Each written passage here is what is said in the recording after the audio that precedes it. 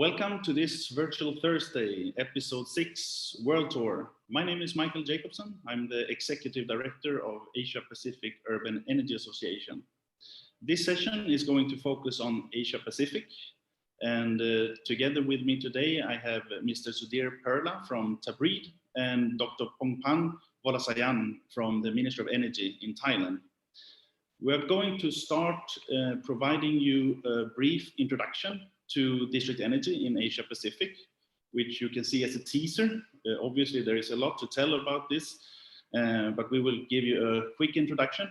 Following that introduction, there will be 2 deep dives, one into India by Mr. Sudheer Perla, and one into the Thai district energy market by Dr. Pongpan Vorasayan.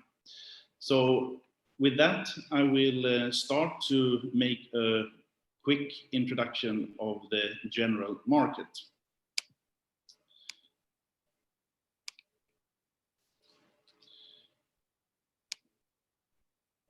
So first, a few words about Asia-Pacific Urban Energy Association, or APUEA. So our mission is to promote the development of sustainable urban energy. We are active across the region, but based on the focus that we have, there are more activities on China, India, and Southeast Asia. So what we typically do, or normal activities that we're carrying out, we have obviously events, we have our portal, we have our quarterly magazine, we have just launched the APUEA Academy, which we will come into a little bit more detail later. And we are active, obviously, on different social medias. And these are the different vehicles that we're using in order to provide benefits for our members, but also to meet our mission to promote sustainable urban energy. We are headquartered in Bangkok, Thailand, but also have local representation in Beijing, New Delhi, and in Melbourne. So why urban energy? Well, when we established the association back in 2017, we already realized that the terminology of district energy is a bit complicated in Asia Pacific, where district energy tends to relate very much to scale rather than to scale advantages, which is the most important when we talk about district energy. So urban energy is a more suitable term in this part of the world. It's also how it is directly translated in many local languages, but also as district energy is a lot about sector coupling and also are linked with many different technologies and concepts. When we say urban energy, however, still we as an association are focusing on district energy, district heating, district cooling, multi-energy systems, the integration of electricity, heating, cooling, gas and storage, and also smart energy cities, which is part, obviously, of smart city developments, which is quite heavy development in the region as well, where district energy is a key technology. Looking into the district energy markets across Asia Pacific, there are the largest growing heating sector, also the largest growing cooling sectors in the region, obviously. And there is a long history of both district heating and district cooling. District heating goes back more than 60 years with countries in north, like Mongolia or Kazakhstan, Uzbekistan, and China, who have a tradition from the Soviet era district heating systems. But district cooling also a relatively long history with systems started back more than 20 years ago, starting in Japan. If we look at some specific markets like Japan, China, and also Korea, there are sector associations, national sector associations focusing on district heating and district cooling. What is important to realize when we talk about Asia Pacific is that the geographical area is huge, and thereby all the local markets are heavily diverse. This goes both in terms of economy, climate, user behaviors, political environment, and so on, and therefore there might be different needs for the district energy systems. So also the different energy demands is obviously different, and density and so on. We also see different rates of urbanization and so on and so forth. This creates quite unique local markets, and the development has been quite different among these markets as well. We see a great interest, however, from actors being active in the region. We have international utilities heavily active in the region. We have Sudheer Perla with us here today from Tabreed, who is one of the international utilities active in the region. Also, there are local district energy utilities that are going out in the region, becoming, so to say, regional utilities. The multilateral development banks are promoting district energy as well. Asian Development Bank, Asian Infrastructure Investment Bank, but also other international banks or financial institutions.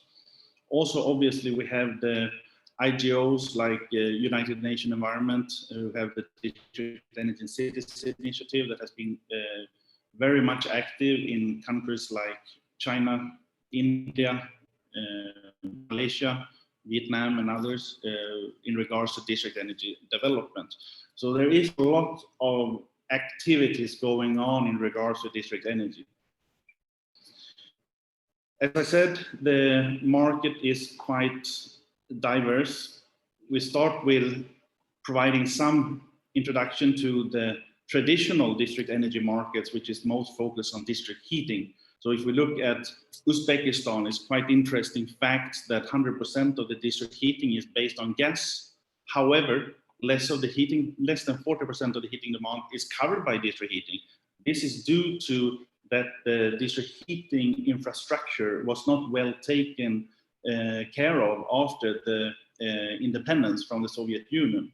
In Kazakhstan, however, it's been, let's say, relatively good taking care of the district heating infrastructure.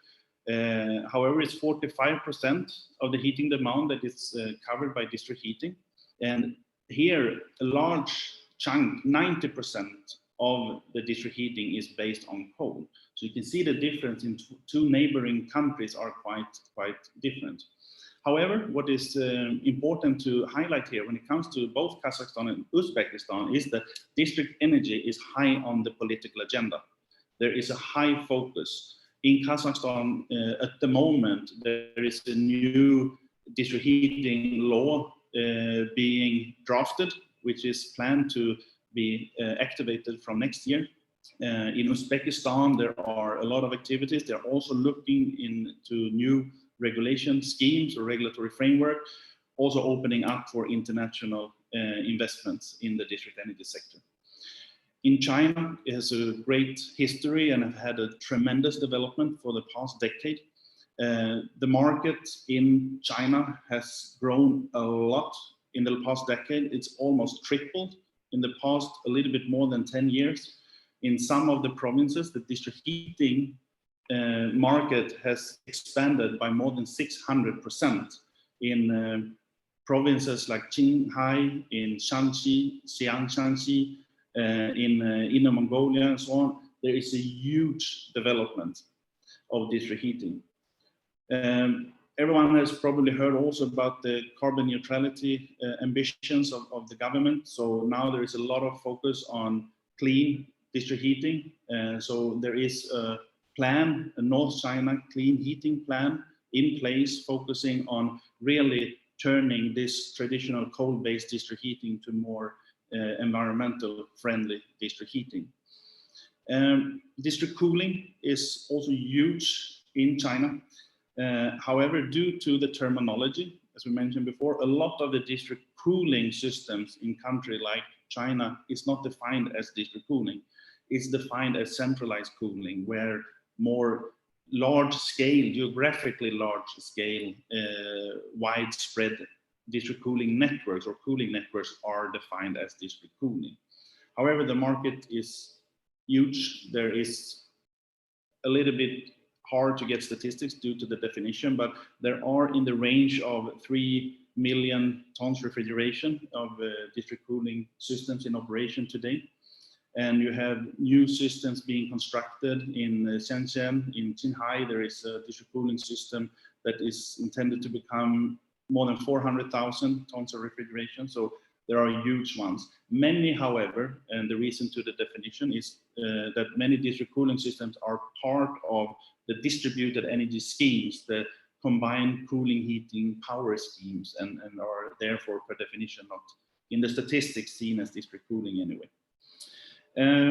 So if we go and look a little bit south, where it has been a great development, obviously due to the climate, here we are more focusing on district cooling due to the climate. If we look at Singapore, has a quite long tradition of district cooling, where it's been famous project, as many are aware of, Marina Bay, but also a number of other schemes that are already in operation. So 3 district cooling schemes are in operation already. There is one quite large into development at the moment, and there is a number under consideration. There is also important to mention that in Singapore, the regulatory framework is in place. There is a district cooling act in place that are regulating the local district cooling market. If we look at Malaysia, I think this is often quite new information for people in the business, that Malaysia is a huge district cooling market as well. It's not regulated as in Singapore. However, the tradition is similar. The expansion has been huge, and as we know, Malaysia is quite larger than Singapore, and thereby the district cooling the market is larger as well. There are municipal recognition in Malaysia as well as in Singapore. There are cities like Iskandar, Penang that are really looking into district cooling development at the moment. So there is a lot of things going on, and a lot of things have already happened. If we look at India and Thailand, I think we can pass that for the following speakers after me. I think it's still, however, important to highlight the differences, at least when we look at the ASEAN region or Southeast Asia, that the preconditions are quite different. If we look at some of the figures here on the screen, you see the utilization rate of air conditioning. So in both Singapore and Malaysia, the utilization rate of air conditioning is 80%, which says something about the user behavior, and probably also says something about how the market would respond for more development of district cooling. While in Thailand, it's as low as 30%, and in neighboring countries is even lower than that. However, if we take a country like Vietnam, there are some district cooling development started already. And in Vietnam, it should be mentioned that there is a tradition for urban planning, which helps quite a lot also when we talk about the development of the Myanmar, there is one district cooling project in operation as well. So this gives an overview, and obviously we could talk about this for hours, but I think we'll move on now with this quick introduction and some changes and some differences in between the countries.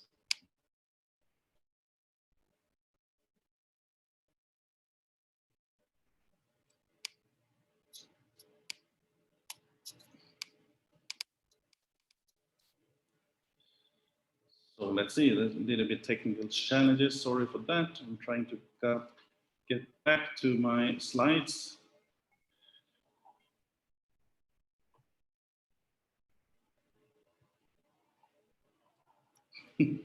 Sorry for that technical mismatch. Let's see if we can do it slowly now. There we go. So some challenges and opportunities in regards to district cooling. So what we do see that there is lack of awareness still, even though that now we talk a lot about the positive developments that are, and there are major knowledge and skills gaps in the markets.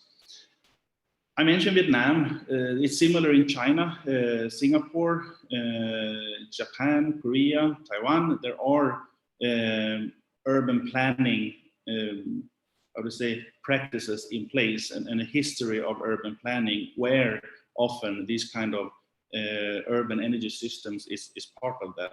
However, in many of the countries in Asia Pacific, that's not really the case. So that's really something that we as an association trying to help cities with, to start to do urban energy planning, or try to put more focus on this, as it is of great importance.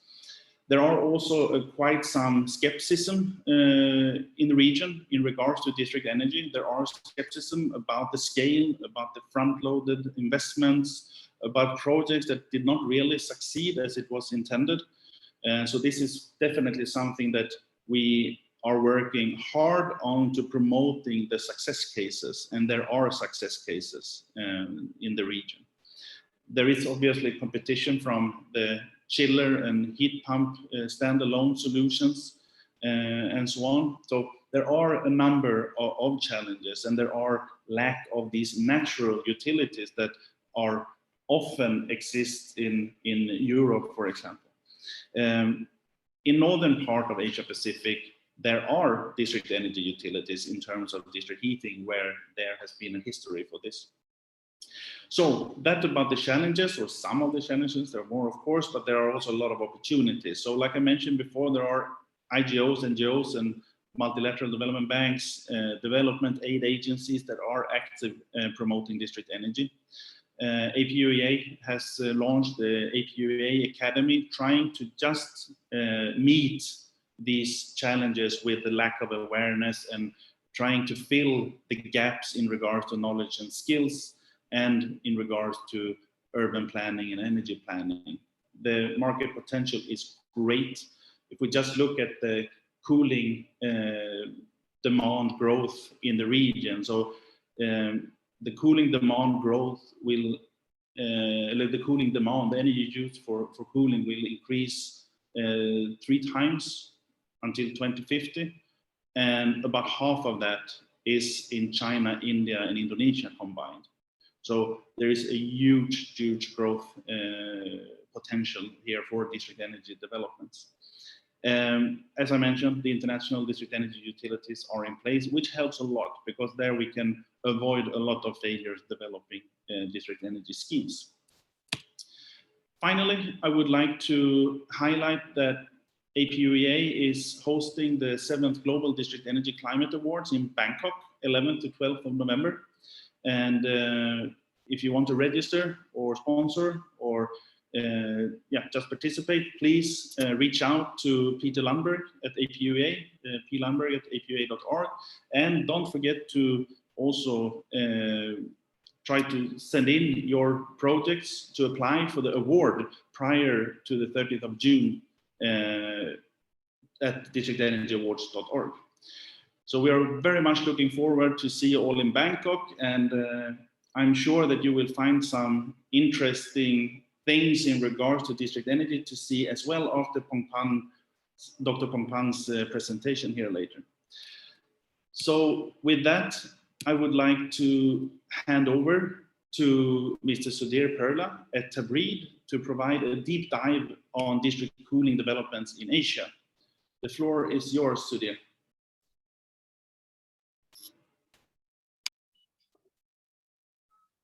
Thank you for that, Michael. And hi, good morning, good afternoon, good evening, everyone. What, like Michael said, I'll focus on is essentially the district cooling developments in India.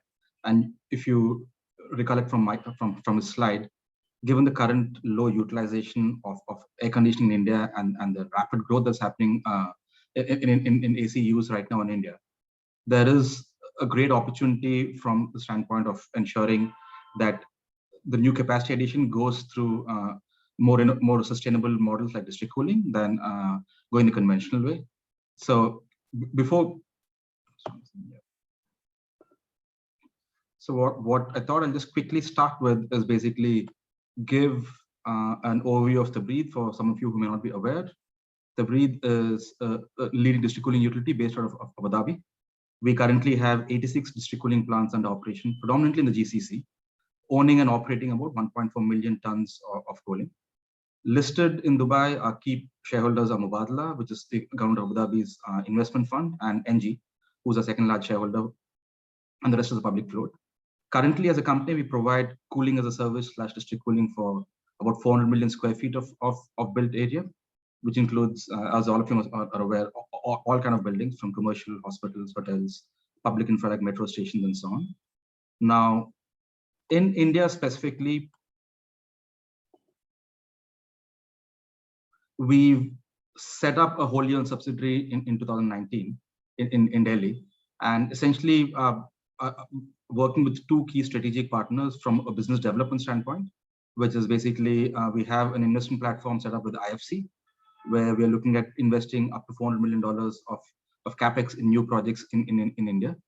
We also have an MOU with a public sector organization called as EESL, which also is one of the largest public ESCOs in the world, to kind of work together on developing public DCS and tri-generation markets in India through appropriate JV vehicles. And Tabreed also signed the first PPP district cooling concession in Amravati, which is in the southern state of Andhra Pradesh, to develop a district cooling scheme through a 30-year concession. The project is currently on hold, but at least, I mean, from a demonstrating the potential and the possibilities of DC, at least it was a great use case in terms of how DC could be implemented and what benefits could translate from that. I have a few slides on that right after this. We can go into that. And Tabreed also, given we are a private sector developer, we work across large-scale district cooling systems and also smaller cooling as a service solutions. There is a lot of ongoing discussions going on right now with the private sector, more on the B2B front, whilst the overall market develops, to essentially develop, invest, and operate either central cooling systems or even district cooling systems. And beyond Tabreed's activities as a corporate in India, a lot of you must be aware of UNEP's initiative. They've been quite active from 2015. They've been supporting a number of initiatives across the country for the last 6 years, including, I mean, specific city and industry support programs, national government support and policy, working with various state governments, working with public sector undertakings like ESL, and so on, and also trying to build more market research and data and enable specific pilot projects from being developed. Now, some of the work that UNEP has already done so far in India include the rapid assessments that were done for 5 cities of Bhopal, Coimbatore, Pune, Rajkot, and Thane, to essentially evaluate the potential for district energy in these cities and also identify targeted projects that could be undertaken. The UNEP also provided extensive support to the Ministry of Climate Change when the India Cooling Action Plan was being developed and published in 2019. Most of you must be aware, but India's Cooling Action Plan essentially is a fairly comprehensive action plan that was announced by the Ministry of Climate Change to essentially see if going forward from here compared to baseline, there can be possible interventions and possible both market plus policy to try and ensure future growth is more sustainable. And over and above this, UNEP also recently undertook a study along with EESL to essentially size the market and look at the potential for district cooling in India. This was published last month, in fact. And so what I thought is I could just kind of give an overview of what the district cooling potential study for India talked about and what they looked at and so on. So the next few slides will just kindly broadly cover this DC potential study. Like Michael mentioned before this, I mean, I think it's quite clear that the key drivers for cooling demand growth both are from the low current penetration, the continuing urbanization, the rising per capita income, and the tropical climates. I think all of these are anyway kind of coming together to see the country having one of the fastest growth in cooling demand. But within the overall cooling demand growth, at the remit that UNEP, the National Steering Committee, had given to UNEP and ESL was to basically do a study to size the market for district cooling and see what the potential could be. Understand what kind of policy or other recommendations are required essentially for development of the district cooling market in India, and then use this essentially as some kind of a guide for channeling the conversation and also enabling the district cooling market to develop. Inputs were received from about 30 to 33 partners, both within India and globally. And like I said, the findings were published last month. And given that the district cooling doesn't exist, there is very limited awareness. I think the first challenge that they faced was essentially in terms of trying to quantify and size what the market could be. So they looked at 3 broad approaches. I picked 2 approaches to kind of walk through out here. One was a top-down approach, essentially using the India Cooling Action Plan data points of future cooling growth potential to evaluate within that what could be the potential addressable market for district cooling. And from a top-down basis, by 2037, 38, just the next 16, 17 years, the market was sized at 51 million tons, plus or minus 15%. And from a bottom-up basis, where basically they looked at 21 of the large cities in the country, and they sized the market at about 30 million tons. So either ways, between 30 to 50 million, the theoretical market potential is quite large. And currently, there is almost a non-existent district cooling market. And from the top-down estimates, if the entire 51 million tons were to shift from the current trajectory towards district cooling, the study highlighted that about 25 gigawatts of peak power demand could be eliminated, translating to about 27 million tons of CO2 emissions and an associated 32 terawatt hours of energy savings annually. So huge potential theoretically, if district cooling can develop and be adopted at a broader scale in a country like India. But some of the barriers that Michael already mentioned, which all of us are also kind of broadly aware of, essentially include on the policy and the institutional capacity front. There is surprising still very little awareness or very little appetite still in most pockets of the market to consider and adopt district cooling. There of course is no policy in place or no acts, and in many instances in many states, actually the current policy environment kind of acts as a hindrance more than as an enabler for district cooling. So the study kind of highlighted what the existing policy and institutional barriers were. Technology barriers, of course, I think whilst there are a lot of captive central cooling plants and also some district cooling systems essentially for captive use within several developments, the big issue still is around essentially load projection, ensuring that basically, there is not over-investment done, and there are more success cases than actually failure cases, and there are still market gaps. Of course, financial barriers as well from an investment standpoint, and broadly across the entire ecosystem, big capacity gaps, whether it is skilled professionals, awareness, and as well as capacity within the various both public and private sector stakeholders to kind of be able to enable a more broader adoption.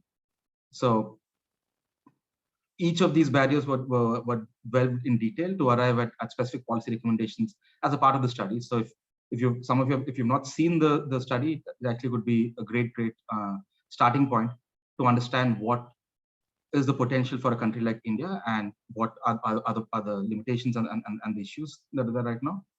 Now, whilst the potential both from a top-down and a bottom-up standpoint is large, looking at it from a more practical standpoint, the study then tried evaluating what market scenarios can evolve, conservative, moderate, and optimistic.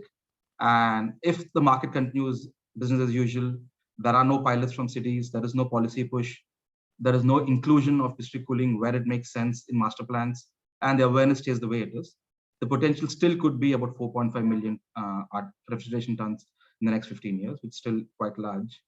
For moderate, where at least there are a few pilots, there is some push, not necessarily a district cooling act, but at least some push from the government, and more master plans consider this, the potential could be as high as 7 million tons. And optimistic, where basically there is much faster and more rapid adoption, it could go as high as 12.6 million. Right? So this is where, even we as Tabreed kind of view where the market might end up at over the next 10 to 15 years.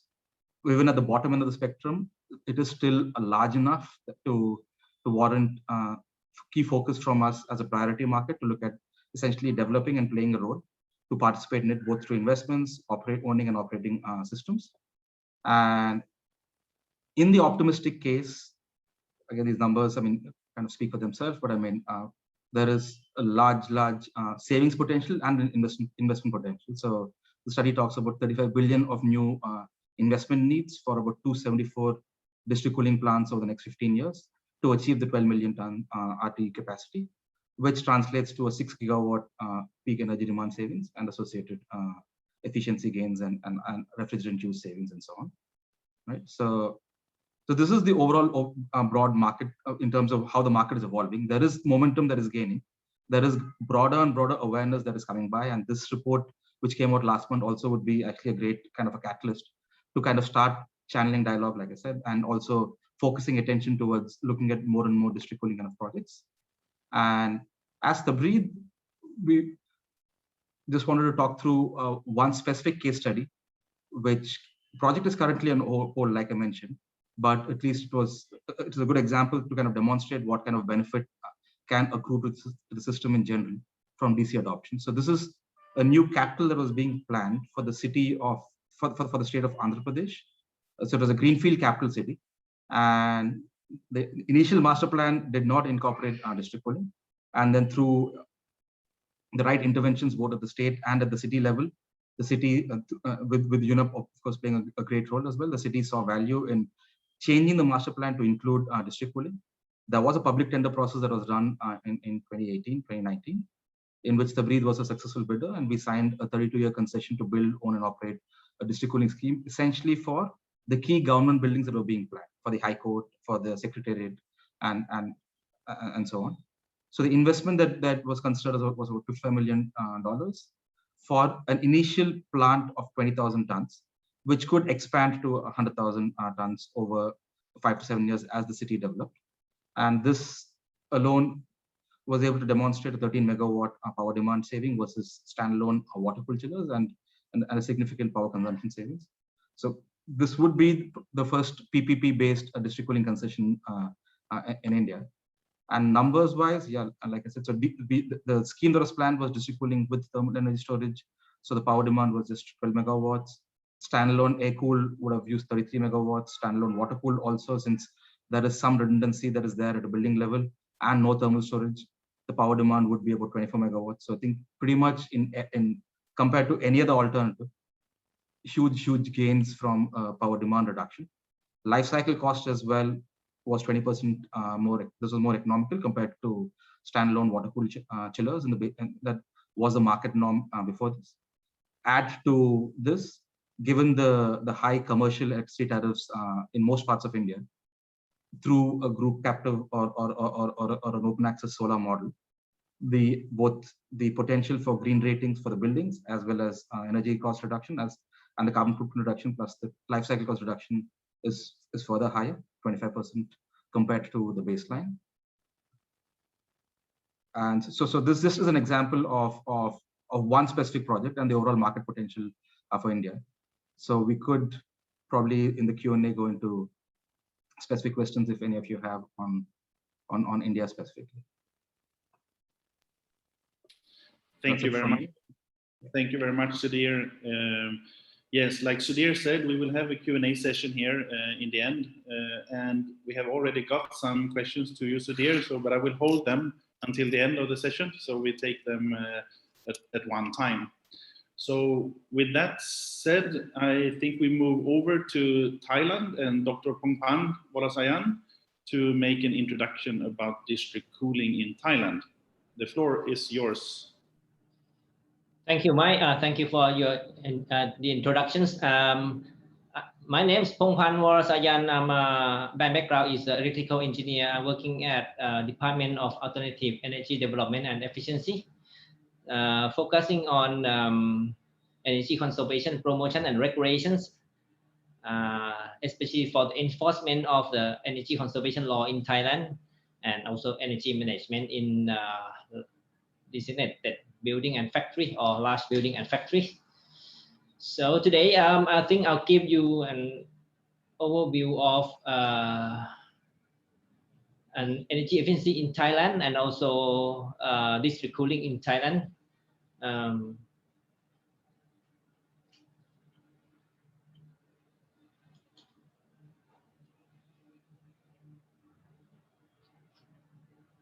So I have click to the move to the next one.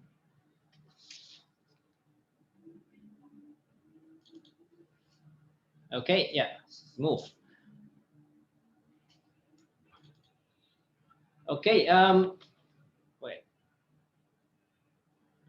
Okay, just let you know the magnitudes of how Thailand use or consume energies. So I think the energy consumption of Thailand is about 85,000 kTOE per year. I think 16% come from renewable energies, and the rest is about 83 or 84% come from commercial energy, which is petroleum products, coal and lignite, electricity, and natural gas. And you can see that the main majority of it come from petroleum product and coal and natural gas, which is still fossil fuel. If you look at it by sectors, you can see that the transportations and industrial take more than 70% of the energy consumption in Thailand. The rest, 13% from residential, 8% from commercial sectors, and about 3.5% from agricultural sectors. In Thailand, we have integrated energy blueprint, energy plan. We have in total 5 plans, including power development plan, energy efficiency plan, and alternative energy development plan, gas plan, and oil plan. But I think today I'll focus on energy efficiency plan, which has a target to reduce energy intensity or EI by 30% in the year of 2037, with the base year of 2010. We have 3 strategies: compulsory, promotion, and complementary. We focus on 5 economic sectors, including industry, buildings, household, agriculture, and transport. And in compulsory, we focusing on the enforcement of the law, especially for energy management or energy code in building and industrial and residential. For the promotions, we promote the use of high efficient equipment by enforce the standard and labeling. We also have a financial support. Different kind of financial support, including grant, subsidies, tax incentive. We also promote the use of innovations like IoT, smart building, using data, big data. And also for the complementary, we support the development, human resource development, the public awareness, and also research and development. So this is our energy efficiency plan. One measure in the energy efficiency plan is the building energy code, where we the building 9 kind of building, before they being constructed, they need to design in the way that they energy efficient. We focus on 6 systems, including building envelopes, lighting, air conditioning, water heating, renewable energy, and also the total consumption. And each of the system that we look at, we have a standard number. So before they construct, they need to pass this building energy code. Okay. Looking at the big pictures in the regions, Southeast Asian country, the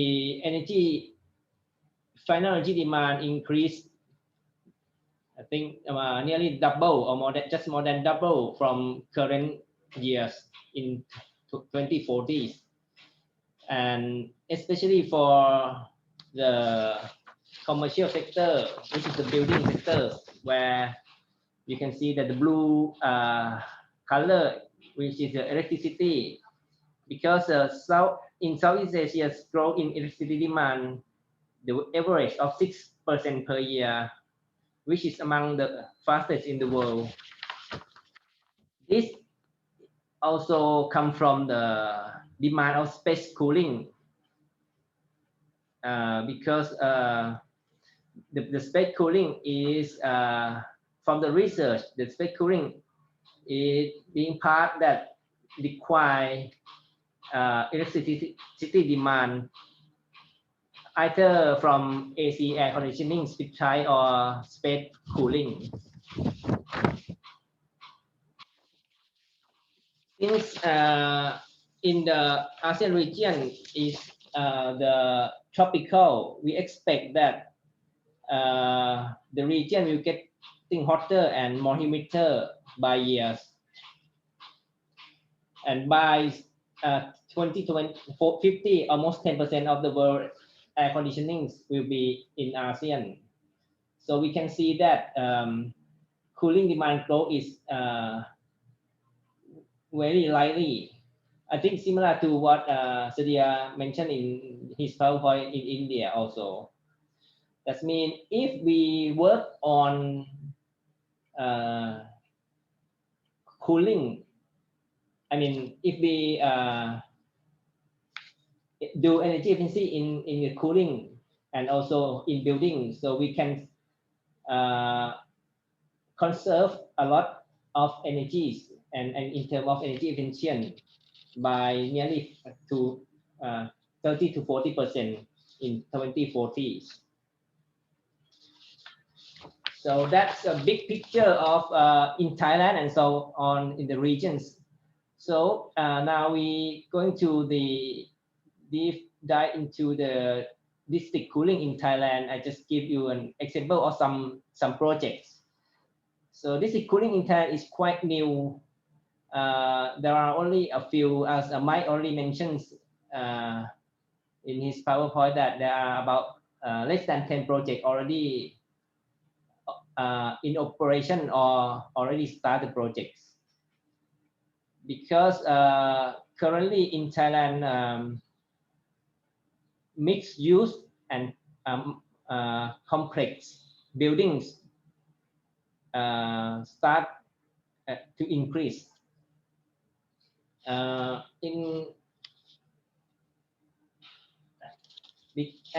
Because in the complex or mixed use buildings, there are a variety of different kind of load profile. So by using district cooling, we can manage the load efficiency. As you can see in this graph, where, for example, residential using the cooling in the morning and in the evening, and then while the commercial in the working hours. So by supply district cooling to this complex, so you can manage, or you can get the most efficient of the cooling system. In Thailand, we have currently, from my research, about 7 sites, 3 sites in operation, as you can see in the green, and the rest 4 sites is still under construction or just a concept node. Mainly, they are in metropolitan area or in Bangkok. One in the Ayutthaya province, which is number 6. The first one is the government complex, where government agency situated there, and it's a multi-office building, including convention center. Gross floor area is about 975,000 square meter with a cooling capacity of 12,000. So this is already in operations. The second one is the on your right, where is the a hospital is called Sirirat Hospital, which already in operation as well, with the gross floor area of 238,000 square meter with the cooling capacity of 6,000. There are 2 buildings in this area, which is 12 floor buildings and also 4th floor buildings. This one is the third one is also in operations, where it is a bank, commercial bank. It's called Kasikorn Bank headquarters. A few 2 or 3 buildings, but big one large buildings with the gross floor area of 163 square meter, 1,000 square meter with a cooling capacity of 4,000 refrigerant ton. Number 4, we call it a forest here, where is residential and mixed-use complex, including hotels, office, condominiums, hospital, retails. This one is being constructed and developed, and it has a floor area of 750,000 square meter with a cooling capacity of 10,000 tons refrigerant.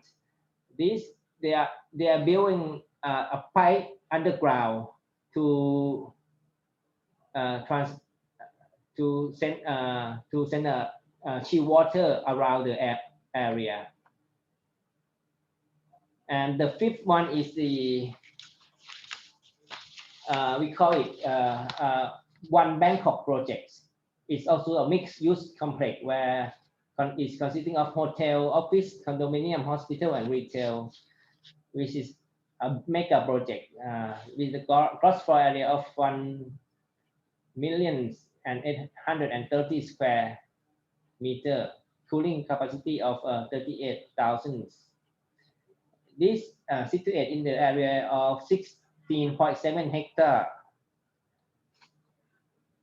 Undertake chill water and electricity supply to the 16 buildings in this mixed-use district. 5 premium grade office towers, 3 luxury residential tower, 5 hotels, a number of retail precincts, and also an art and culture and public space. The contract is for 30 years.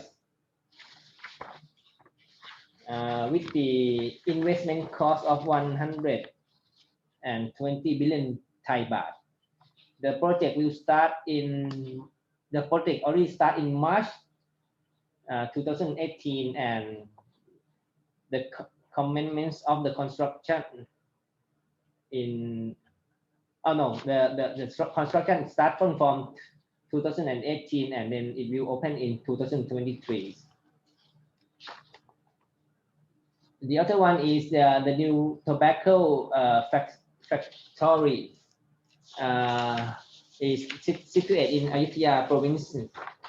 It's multi-factory buildings with a floor area of 276,000 square meter with the cooling capacity of 6,000 tons. And also the last one, which is number 7, it's Jula Smart City. It has it's also a mixed-use complex, hotel, office, condominium, hospital, retail, similar to the Forest Sphere and One Bangkok. Gross floor area of 842 square meter, 1,000 square meter, and then cooling capacity of 18,000 ton refrigerant. This is also expect to fully complete in 2027. The district cooling system plan will be developed in 3 phases, with the first phase to be operational in 2022 in Q4. The plant will distribute the chill water to its customer building through a network of pipe and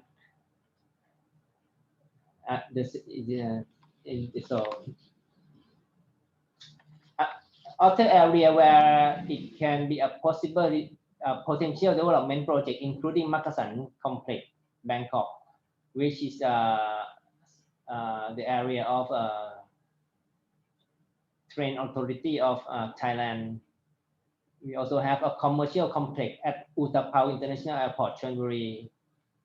Also transit-oriented development along high-speed train routings, and also large the newly developed mixed-use or large-scale hospital and private developments, and also in the smart city development area. I think as I give you example of area of district cooling in Thailand, I think it has a lot of potential in Thailand also, because currently, as Mike also already mentioned, that nowadays we are focusing on carbon neutrality. District cooling will be a potential system where it can have can save a lot of energy and also can save carbon or greenhouse gas emissions. Thank you very much. Thank you very much, Dr. Pongpan. I think one thing to highlight here, I think from Pongpan's presentation that is important when we talk about Asia Pacific, is that you saw the split of energy consumption in different sectors. That in Thailand, transportation sector is heavily dominating, and that is the same if you zoom in on Bangkok as a city, actually. While if we look at Singapore, for example, the building sector is dominating. So the environment is quite different depending on where you are in this region. And I think also the three projects of Chula Smart City, the Forestias, the one Bangkok, are really impressive developments. I don't dare really to break the code of conduct for Euroheat and Power here. Otherwise, I would walk away here, because just outside the window of the office here, we have the one Bangkok development ongoing with the open ground and so on. It's very nice. But all you in the audience will see that when you join us in November in Bangkok. With that said, as we saw and heard also from Dr. Pongpan, was that the private development, private district cooling development is the one who is actually driving the development. So I would like to take that information, move over to Sudheer and ask Sudheer, how is the situation in India in regards to public district cooling development versus private district cooling development? What is your thoughts on that difference in India? Sure, Mike. I think clearly there has already been quite a bit of adoption on the private side, even in India as well. I mean, given that if it's a large master plan where a developer is planning multiple buildings, and there is an energy efficiency story out here and a cost saving story out here as well, right? So I think, I mean, from an adoption standpoint, there are multiple examples where it's already happened and successfully working, but they all the captive district cooling plants just serving their own developments. They're not like the merchant model for multiple buildings or like what we see in other parts of the world. Beyond that, for larger adoption, I think on the public side, there has been very limited progress, I would say. But at least, I mean, that's where a big part of the focus is of organizations like EESL and UNEP as well, where they're trying to engage a lot more at the city level, where especially all the new smart cities that are coming up to have district cooling considered more actively. It's been taking a bit of time, but at least, I mean, there is a lot of energy and effort going in that direction to hopefully start seeing more projects come out. But so far, it's mostly private. Thank you very much. So again, I would like to reach out to the audience with any questions. Raise your hands or write in the chat simply. Dr. Pongpan, in Thailand you have the East Economic Corridor development.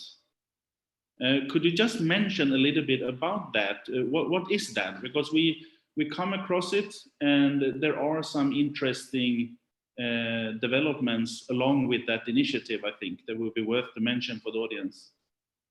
Yeah, thank you, Mike. Eastern Economic Corridor is an initiative from the government, where we will develop 3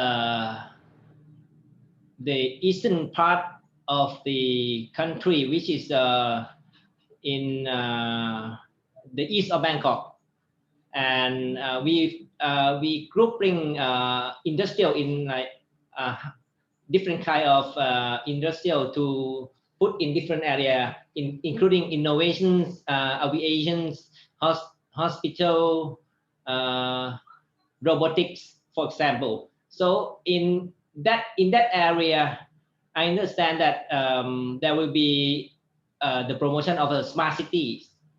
So as I mentioned in my slide, the smart city, there are, I think, one condition that they will need to use this kind of district energy or this district cooling. So that could be that the way that I mean, we as a public try to promote the district cooling in Thailand. Exactly, and I think, I mean, this ties quite nicely together what we started this session with, also in regards to district energy being a part of a multi-energy system and the system integration and so on.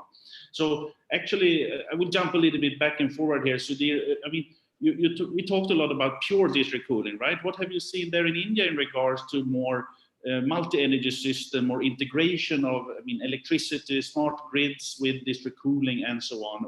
How is the development or the discussion going on in India?